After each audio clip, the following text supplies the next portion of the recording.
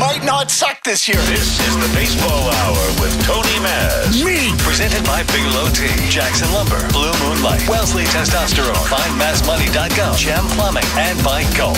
On Boston's home for sports, 98.5, the Sports Hub.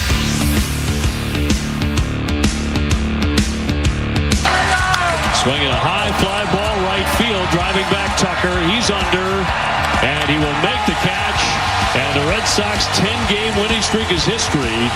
It ends here today at Wrigley Field, Chicago. Final 4-1. The Cubs win it. That's how the second half begins for the Sox. They managed the one run here this afternoon. Well, you knew you weren't going to win out, and you knew this was going to be a tough test coming out after the All-Star break. This one, unfortunately, that first inning decided it. You show up here tomorrow, get your feet wet here in Game 1. You go to try to win a ball game with a guy that's throwing the ball real well for you, and Brian Bayo, and try to get that first win here this unofficial second half. That's how it ended today in Chicago. Red Sox 4-1 losers to the Cubs to begin the second half. The 10-game winning streak, poof, gone. Just like that. And not only did the 10-game winning streak go out the window, the whole vibe of what the Red Sox were went out the window right with it. Gone, poof, just like that.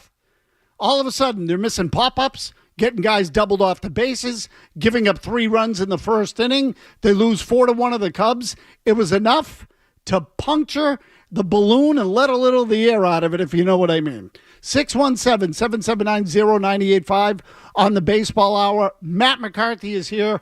Milliken's on his way to Pittsburgh to see PNC Park. Good for him. For some ridiculous reason. White Sox, well, I mean, PNC's a great take, but he's going for White Sox Pirates. Can you imagine that? Jesus. You Even know, I don't want to do that. Right, so you know and how... I love that ballpark. I'd watch a rodeo in that ballpark. So how can you tell when someone really loves baseball? When they travel to Pittsburgh to see the Pirates play the White Sox. Wow. Talk about a suck fest. What a sick SOB. Holy crap. You got to watch those two teams. What, are they going to invite the Rockies too? Do a little round robin? And Milliken's going to sit there and rattle off WRC plus and OPS plus and defensive runs saved, sitting up there with his freaking little abacus in the bleachers? I think he's going to get to see Paul Skeens this weekend. Okay, so that's different. That's worth the money. No, he's not. He said it's not Skeens. But it's not. Boo. Oh, in any case, Red Sox 4-1 losers to the Chicago Cubs at Comiskey Park. Opener of the second half.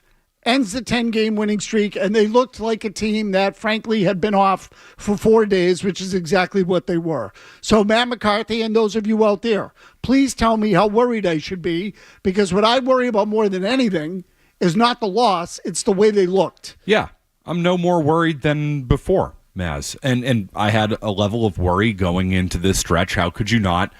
They played good baseball. They won 10 in a row.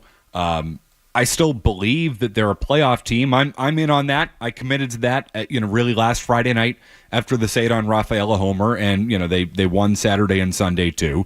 But there are going to be moments where the Red Sox look like they did today because they're not a fundamentally sound baseball team. They're going up against a better team in the Cubs, and it looked that way. So am I worried? No. Am I willing to be critical of what I saw today? Yeah, you bet. I mean, Giolito was not ready. First inning after the break, he fought back a little bit, but it wasn't enough. They ran into a dumbass out because that's what they always do. They play dumbass baseball. So they are still the same team we saw before the break. They're a dumbass baseball team. And there's just, in my opinion, going to be enough teams in the American League that you can take advantage of that you'll be able to make the playoffs. You're playing 9 games in a row against the best of the best in the National League, and it's going to show up. They are going to have a losing record over these next 9 games. That is my anticipation. So I'm not surprised it started out this way. So, but I will tell you, Matt, that I think these next 9 games are important for the reason of, look, we talk about this. Felger and I both play golf. And when you play skins, Felger has used this analogy before. I'm going to use it here now because I think it's worthwhile.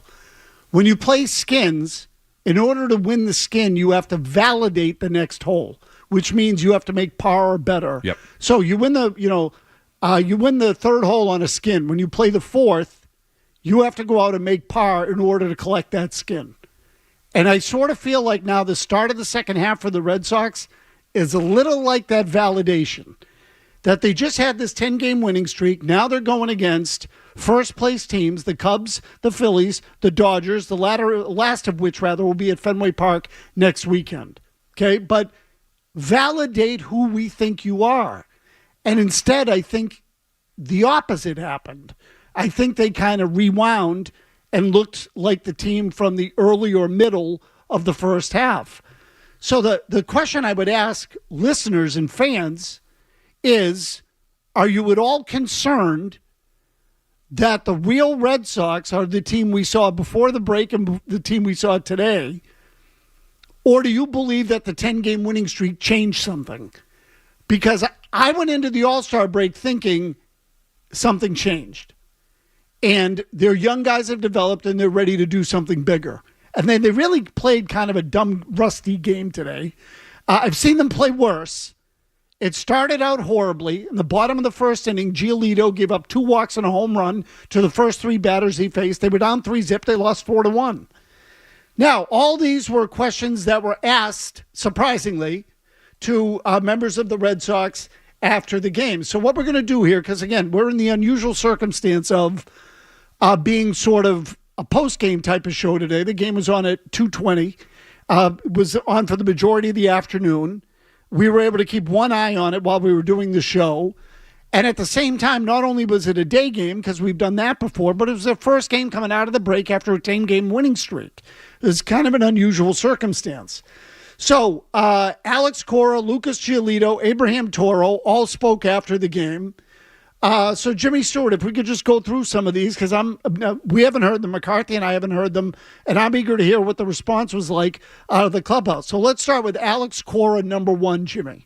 Not really, to be honest with you. I think we had chances, and then we made that base running mistake. First and second, no outs. Alex hit the ball hard, and Abraham, had the bad read, and we got double up. But, we put pressure on them, not enough.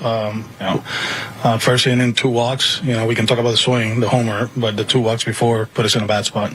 So it's just a bad read. I mean, did you talk with him about that, like what he saw?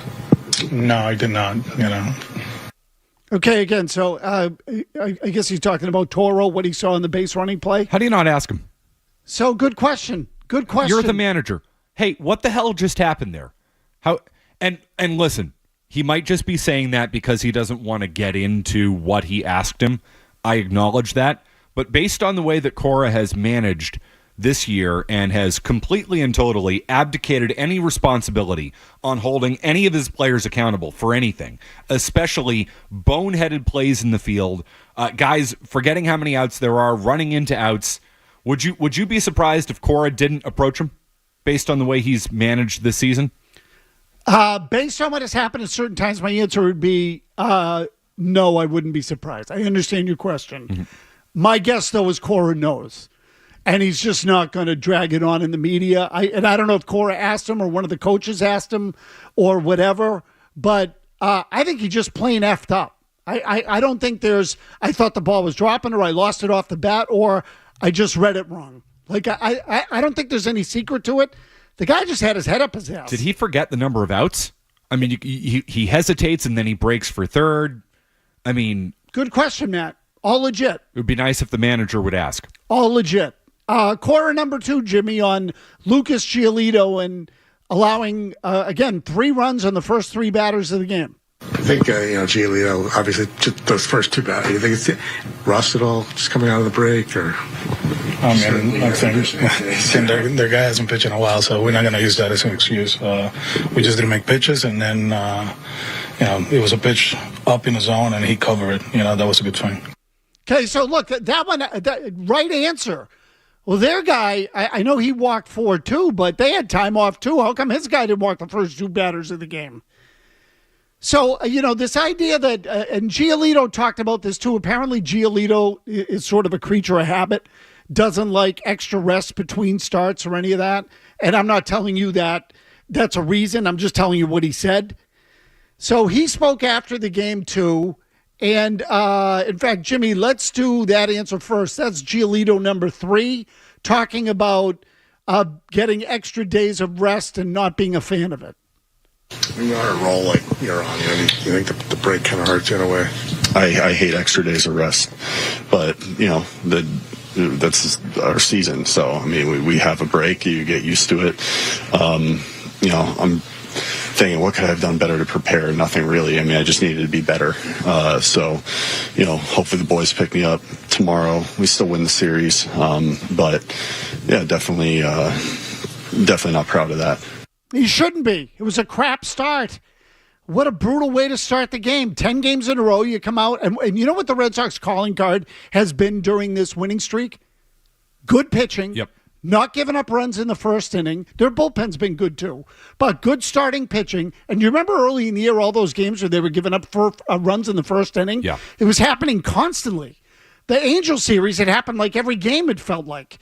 So, giving up runs early, falling behind early was a big problem. And they got rid of that. Well, it happened today.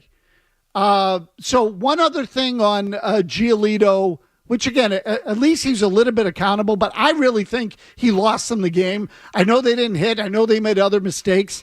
But when you're down 3-0 early, it puts your team in an immediate hole. Giolito number 1, Jimmy, if we could do that.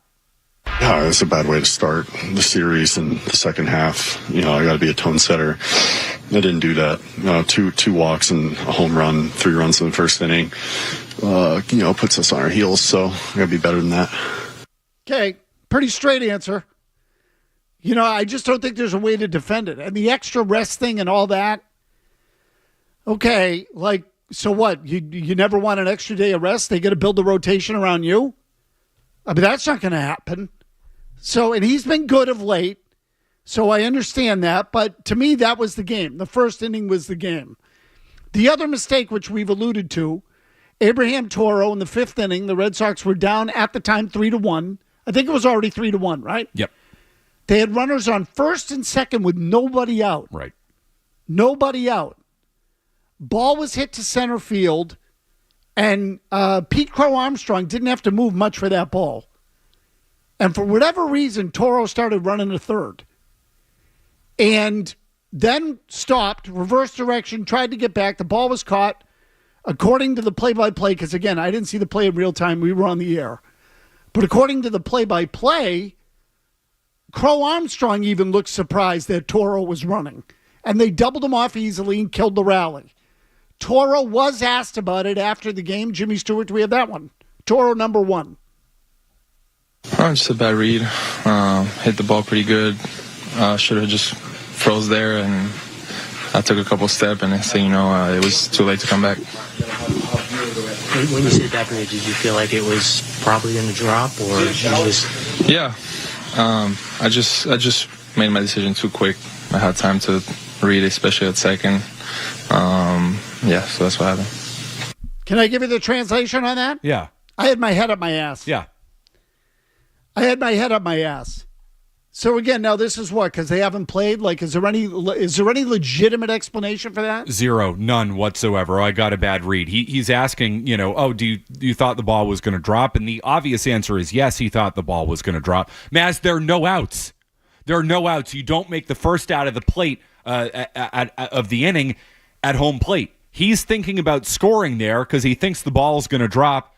It doesn't matter. You can stop at third. There are no outs. It's not that hard to figure out, but they don't focus on fundamentals. The manager doesn't coach fundamentals. The organization doesn't coach fundamentals, and nobody's going to go up to him and say, listen, even if that ball is dropping, you still need to hold because we're not making the first out of the inning at the plate. We're going to keep this thing going. But he doesn't know that because nobody knows baseball there. I mean, what a horrendous mistake, really, and a costly mistake. The Red Sox didn't have a ton of chances to score in the game. They weren't able to really put any pressure on the Cubs pitching staff. As a result, they were behind early. The Cubs could play with the lead all afternoon, and as a result, the game goes into the books 4-1 Cubs. So anyway, this is where we start. Red Sox losers to the Cubs, 4-1. They've lost the first game post-All-Star break, 10-game winning streak. Now, poof, completely gone.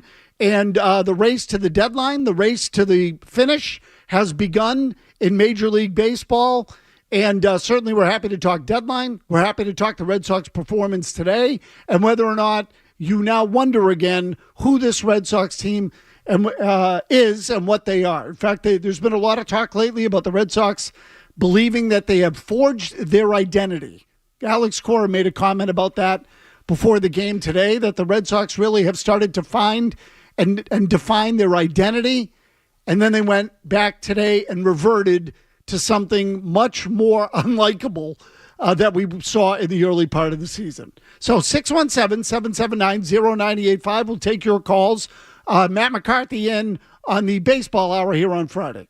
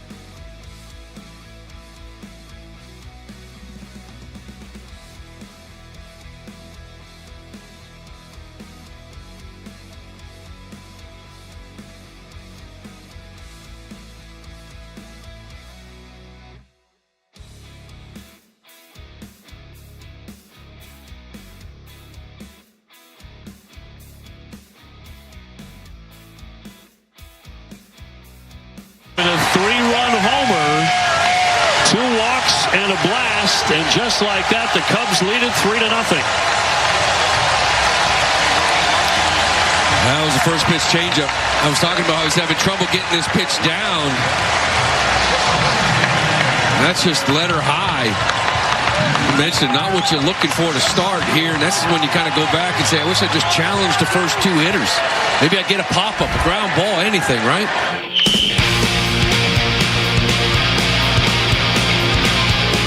That's how it started today in Chicago.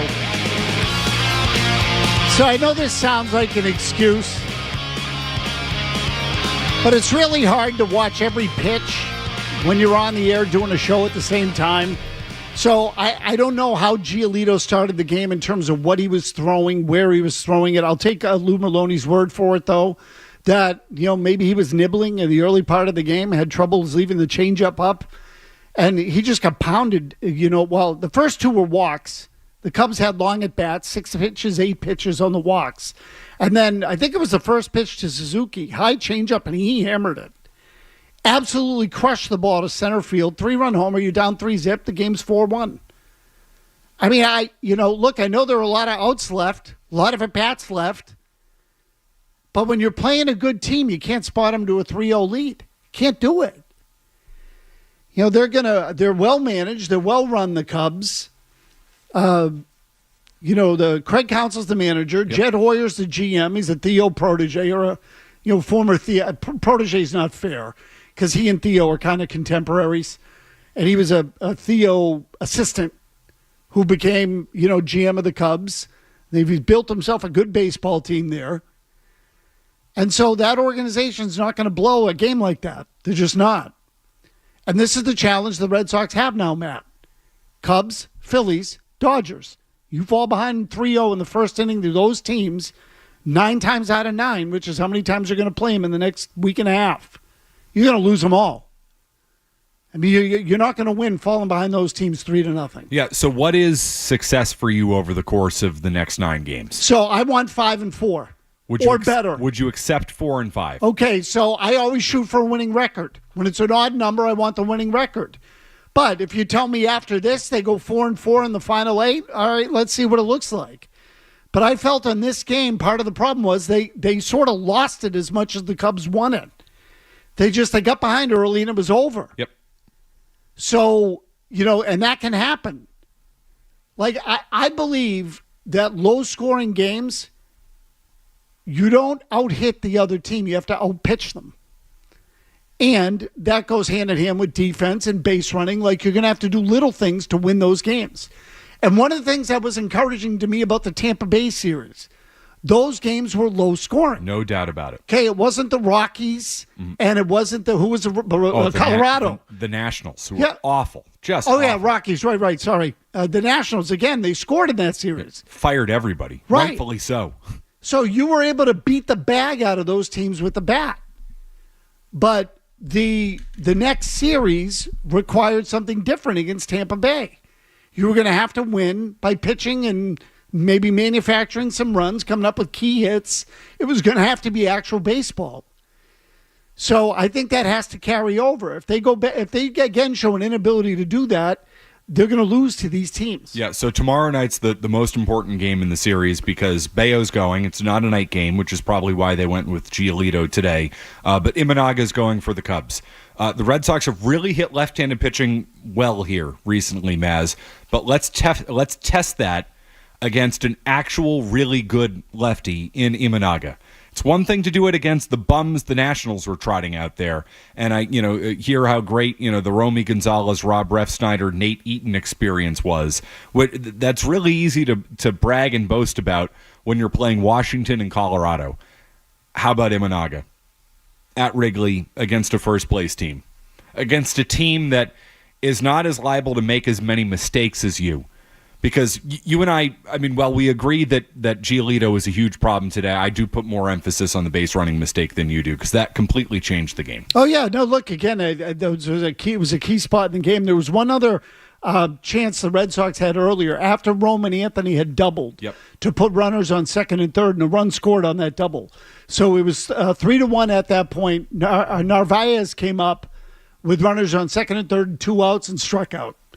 So, and it was kind of manhandled in the at-bat. It wasn't really close. So that at-bat, and the base running mistake were really the biggest chances the Red Sox had. Which does speak to a big need the Red Sox have at this deadline, which I think, we focus so much on the number 2 starting pitcher, and I agree that's their number 1 need. They need somebody who they could legitimately put in there in place of Narvaez, drop Narvaez down in the order where he belongs, because it's not fair. I mean, right now, your 3-4 hitters are Roman Anthony and Carlos Narvaez, both rookies. You need a little bit more in that spot, which goes to show, by the way, how little they trust Trevor Story. You're paying him $23 million a year.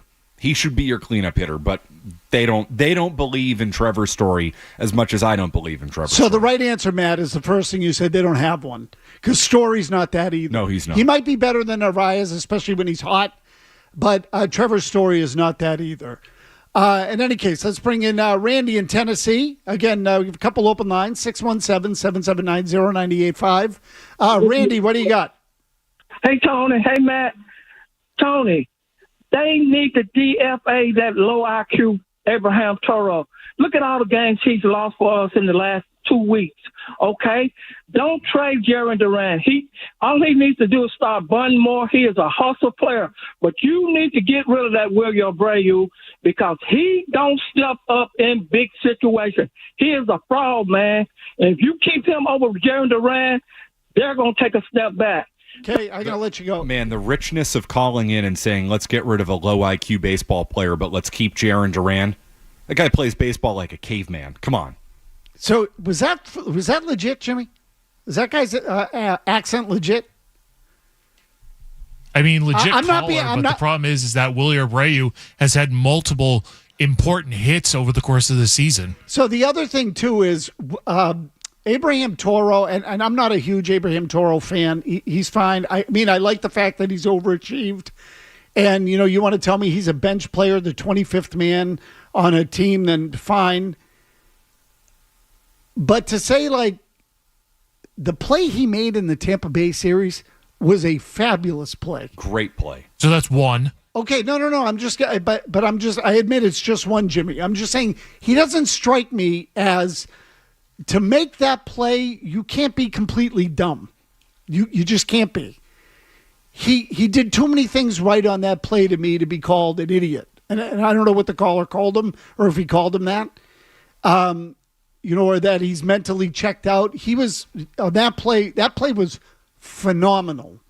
Okay, and it wasn't the type of highlight diving catch that will show up on videos and go viral and all that kind of crap.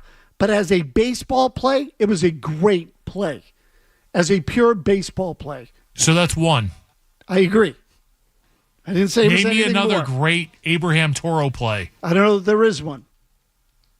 So I will completely. He's generic first baseman X. Yes, totally, 100%. Dom Smith last year. But I'm just talking about his game awareness, is what I would say. I think that play was evidence that he does not lack overall game awareness. Maybe he does as a base runner, because that play today, wow, talking about having your head up your ass. I'm going to do this now. That we weren't able to have Trivia Tuesday this week, so we're going to give away a $50 Gulf gas card tonight. So in order to do that, you have to answer one trivia question correctly. One. We'll take a maximum of 4 contestants. The first one to get one question right gets the gift card, and that's it. It's Trivia Tuesday on Friday. Friday edition of Trivia Tuesday. Presented by Gulf. You'll win a $50 gas card from Gulf to fuel your way to Fenway Park. We'll start with caller number 1 at 617-931-0985. That's the contest line. 617-931-0985. And we'll take a max of 4 callers with the hopes of getting a right answer. We want to give away a gas card, man. We do. We want to fill your tank for you. McCarthy's got your headlines. Don't go anywhere. Essential.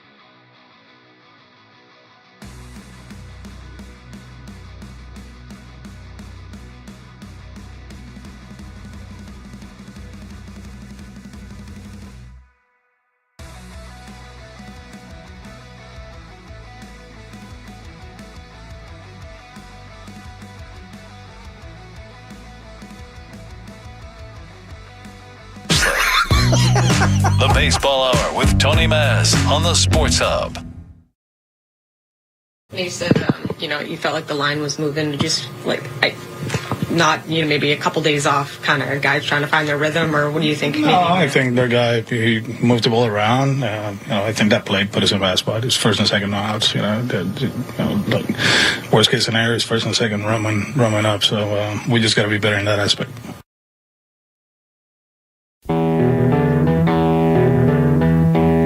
Alex Cora again. Just offering up his assessment of the team's performance in a loss today game that, look, it's baseball. You're going to lose. I get it. The performance was disappointing. They had a lot of momentum going into the break. They're coming out of the break. They're playing the Cubs. It's a chance to go up against a legit team, and they come out and fart right on the mound. Lucas Giolito gives up 3 runs in the first 3 batters of the game, and they never made up the difference. It was just to let the air out of the balloon. Does it mean the season's over? No. Of course not. But it was the kind of performance that just left you going, oh, here you go. Is this going to be who they are now again? Have they just completely morphed back into the Red Sox pre-10-game winning streak? Or is there something more there? And I think we were all hoping there was something more there. And they just looked ordinary, as they have looked for the large majority of the last 6 years. Ordinary. And I'm tired of ordinary. So, I told you, Trivia Tuesday, presented by Gulf. You can win a $50 gas card from Gulf to fuel your way to Fenway Park. We have a couple of callers on the line already, so we'll try to give away the Gulf gas card. All you have to do is get one trivia question right. So the first one on the line is Brian from Millbury. Brian, are you there? Tony Maz, it's Ryan. I am here. Oh, it's Ryan, not Brian. Okay, well, whatever. It's all good. Right. So Matt McCarthy's actually going to ask the questions. And as usual, there will be it's theme related, meaning we try to factor in who the opponent is, and et cetera, et cetera. There's always going to be some sort of link to current affairs, so to speak. So, Matt McCarthy, fire away. What's the first question? All right, Ryan, there are 2 Cubs in the 500 home run club. You just need to name one of them. Oh, boy. One Cub. Any hint as to what decade? Nope. I would say I have no idea. Okay. Wow. Okay, we can let Brian go. This one's easy. So you asked me this off the air. One's easy, one's hard. Yeah, I don't even think the second one's hard, but in this day and age, maybe, because it was so long ago. And the one that was a long time ago was Ernie Banks, Mr. Cub. I never would have guessed. I looked this up the other night. I had no idea he hit 500 home runs. Oh, yeah, no, he could hit. I mean, I knew he was a really good hitter, but I didn't know. I mean, you think shortstop, like 500 home runs, 512 home runs for Ernie Banks. The other one wasn't that long ago. During the steroid era. I mean, like, everyone should get this one. Sammy Sosa. You know how many home runs Sammy Sosa hit? 609? Very good, Jimmy. 609? Nice. 609. He's a member of the 600 club. I knew it was over 600, yeah. Let's go to Pat in Franklin. He is contestant number 2. Let me just say, if Pat doesn't get a question right, we'll move on to a third and then a fourth. But it's a maximum of 4 contestants. Maximum of 4. And I would have had that one, Tony. Okay, Pat. I almost caught his 65th in Philly that year. Okay, Pat, thank you. I'm very proud of you for having that, but you're going to get a different question. I'm ready. All right, here you go. Pat, how old are you? 53. Okay, good. All right, you're sort of right in the middle there. So you should be able to cover a wide range of dates and times. I don't know. We'll see. Okay, Gad McCarthy, what do you got? So Pat is very confident on home runs, so here you go, Pat. Which former Red Sox catcher and eventual Cubs manager hit a critical home run in Game 7 of the 2016 World Series?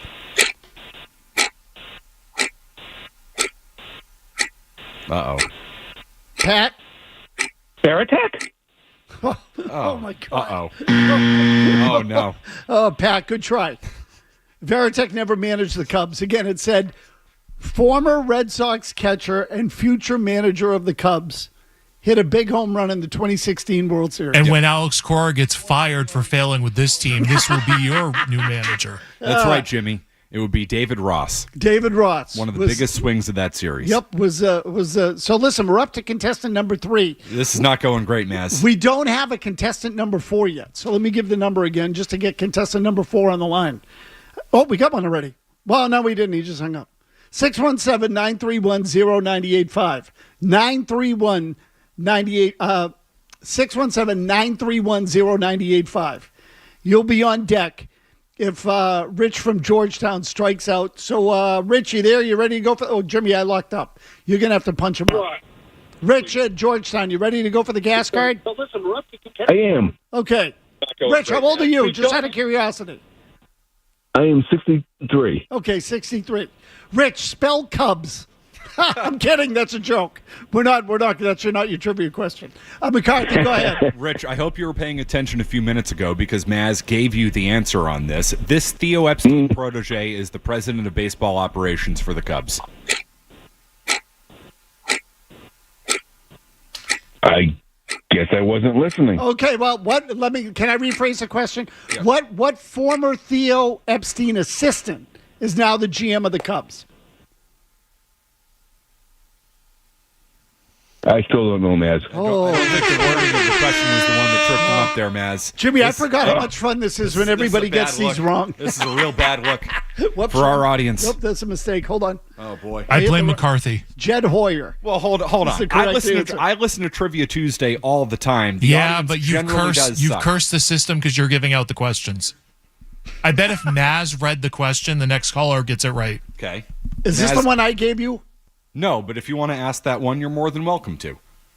Okay. Because Maz, you asked this question because it's so effing easy, and when this person doesn't get it, it will prove my point that it really is about the callers and our idiot listeners. All the love to you, really, I mean it. But you people are stupid. There's no other way to say it. You people don't know baseball. So I tell this story all the time. Love you mean it, though. And Mike in Chelmsford, just sit tight for 1 second because he's contestant number 4. Years ago, I asked a question in this segment of the Red Sox opened Fenway Park in 1912 with an exhibition game against this local college with the nickname Crimson. Local college named the Crimson. The answer I got was Alabama.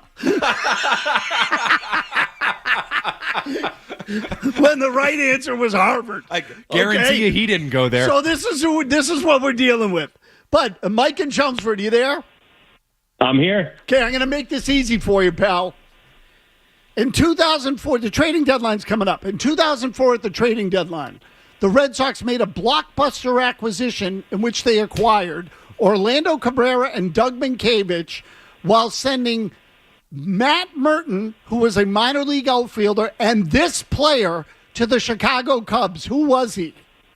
Nomar Garciaparra. Hey, there we go. All right, Mike, sit tight. I'll put you on hold. You can give your information back there to Kevin Majori. Yeah, it was Nomar. Yeah, we traded Nomar. I knew that one. I knew. I knew Nomar. Maz, he sounded very confident. I guarantee you he knew the first 3. He sounded like a bright guy, confident guy.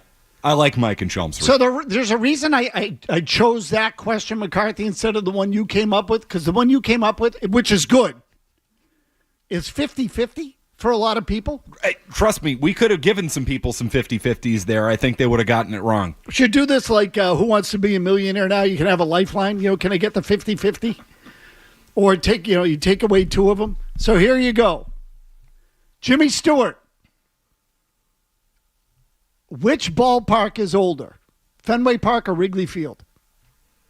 I think it's Wrigley Field. Wrong. See? That's why. Wow. It's Fenway. Shame. Fenway's actually older than Wrigley Field. Did you know Fenway Park was built in a year? Yeah, it also opened almost right around the time the Titanic went under. Talk about coincidence? Yeah, exactly. Talk about historical parallels. Wow. Anyway. Did you know that Wrigley Field is better than Fenway Park? Wrigley is awesome. It's awesome. So, look, I've only been there once or twice. And I will say that when I went to, I'll just make this fast. When I went to Wrigley Field, the feeling, I remember thinking to myself, oh, this is how people feel when they come to Fenway, because I had never seen it before. And at that time, I thought I had stepped into a time machine. And so that's how people feel when they come to Fenway. And as residents of Boston and Bostonians and, people who've gone to Fenway Park frequently, and I'm speaking for all of us now, we take that for granted. We do. I saw Cubs and Cardinals, and I saw both pitchers hit home runs. So when was that, Jimmy? 05-ish. Wow. You don't see Carlos Zambrano hit a home run, as did Adam Wainwright. Carlos Zambrano could hit. Yeah, he could. He was also a little crazy, but he could hit. Carpal tunnel. Playing video games. We'll wrap it up with your calls. Eric in Reading has been waiting patiently on the line. We'll get to Eric in Reading when we come back. This is the base.